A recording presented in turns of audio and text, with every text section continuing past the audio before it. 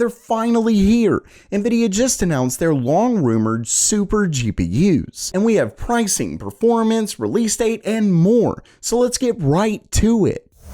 Welcome everyone to Gamer Meld. Okay, it's news time, and first up, one of the things Nvidia went over today was AI. Of course, they talk about this pretty often, but this actually has to do with gaming. If you remember a little while back, they announced this little video right here. It was basically an AI generated NPC, and it definitely looked promising. Well, it looks like Nvidia is really starting to push this now. You can see hybrid AI is coming in 2024. So you have AI models, Nvidia's cloud, the RT core, it works together perfectly with the RTX 4080, CUDA core, and Tensor cores. And along with that, they're announcing ACE production microservices. So if you're a game developer, you can basically partner up with Nvidia to add these features to your game. So if you've been waiting for large language models to come to gaming, specifically to NPCs, it looks like it's coming soon. Next, they added some new RTX titles. PAX DEI, Horizon Forbidden West gets DLSS 3 or is getting DLSS 3, Layers of Fear, Throne and Liberty, Tekken 8. Quite a bit of games are coming with Nvidia's DLSS and ray tracing, but the big thing you wanted to see, Nvidia's RTX 40 super GPUs. And let's just say the leaks, oh man, have they been spot on yet again. We're talking for all of Nvidia's releases, all of AMD's releases, they have seriously been accurate. So if you like being the first of your friend group to learn about new PC hardware, make sure you subscribe to Gamer Meld. Starting things off, we have the RTX 4080 Super. And like I said, these are pretty much exactly what we've been seeing, except there is one thing that we didn't really have much of a guarantee on, and that was price. And as you can see right here, starting January 31st, the RTX 4080 Super is going to be on sale for $999. And that's obviously a pretty big price drop from the current regular RTX 4080. Oh, and I'll have affiliate links to these down in the description below for when they're released.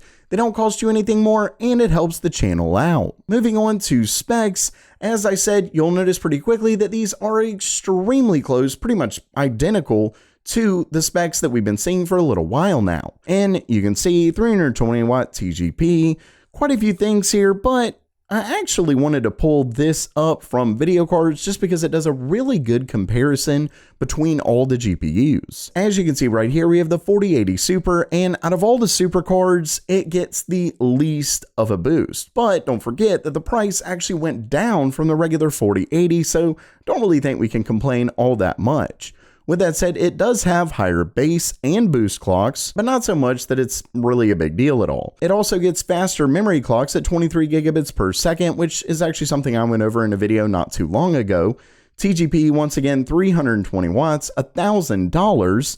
And before I get to the 4070 Ti Super, let's really quickly touch on performance. As you can see right here, Nvidia is very much comparing this to last gen GPUs, which this is really just a minor upgrade. This isn't a new generation or anything, so it does more or less make sense. But of course, we would actually like to see it versus what it's effectively replacing. Either way, you can see that this is games with frame generation, and obviously the ones without is going to be your real performance comparison, and it absolutely does beat the 3080 Ti. But once again, if we look at performance here, we can see that it's probably going to get around 6 to maybe 10% faster performance. Not a huge jump, but not nothing either. Oh, and I also wanted to quickly take a look at the cards themselves.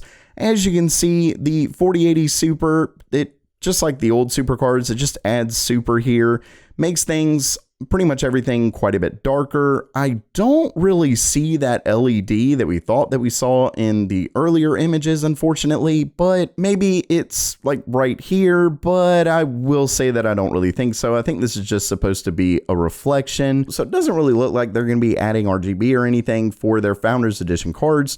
But obviously with third-party cards, if you really love RGB, you can definitely get that. So I do think it's completely fine, and I definitely do like the look of these. Moving on, we have the 4070 Ti Super, and this one, just like the regular 4070 Ti, is $799. So I will say, yeah, it isn't a drop in price, but it is still effectively free performance when compared to the regular 4070 Ti.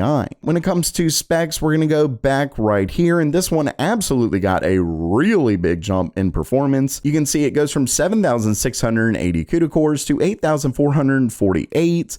But then, that is already a pretty big jump in cores, but then it went from 12 gigabytes of GDDR6X to 16. And as we've been talking about quite a bit, games are requiring more and more VRAM, so anytime a GPU gets more of that, I say that's good news for pretty much everyone. Then it got a slight boost in base clock, but the boost clock is essentially the same, and the TGP is still 285 watts. And before I get to the regular 4070 Super, we can see once again they're comparing it to last gen cards as well as the cards before that, and it definitely gets a fairly decent boost even without frame generation. But of course, I would definitely want to compare these to the regular 4070 Ti, but given these specs, it definitely looks like it's going to be a pretty decent boost, especially given that 16 gigabytes of VRAM in games with higher resolution, 1440p, and of course 4K. Finally, we have, before that, I do want to make fun of the 4070 Ti Super's name.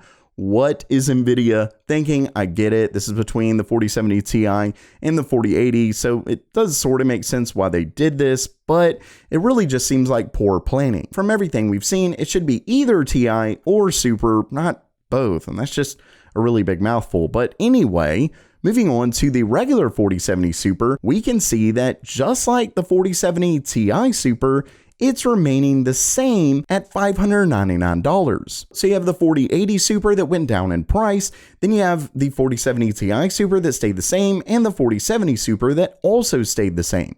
So you really are just getting more performance for the same price, and that is a win for basically everyone. And this one is coming January 17th. Oh, and I did forget to mention the 4070 Ti Super is coming January 24th. So it's going to be the 4070 Super, then 4070 Ti Super, then 4080 Super. When it comes to specs for this bad boy, you can see that it got hands down the biggest jump in core count from 5,888 to 7,168. And from what I've been hearing, it's actually getting fairly close to the 4070 Ti.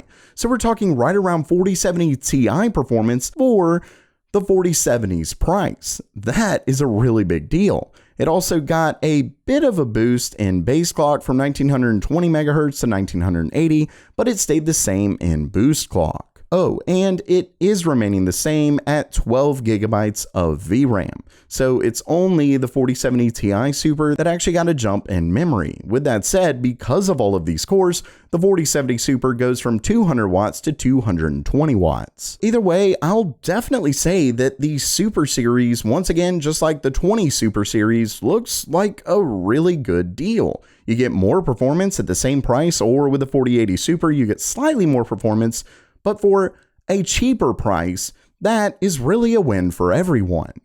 So while that does it for today, what do you think about Nvidia's new Super GPUs? Let me know down in the comments below. And if you liked the video, please subscribe, and as always, have a great day.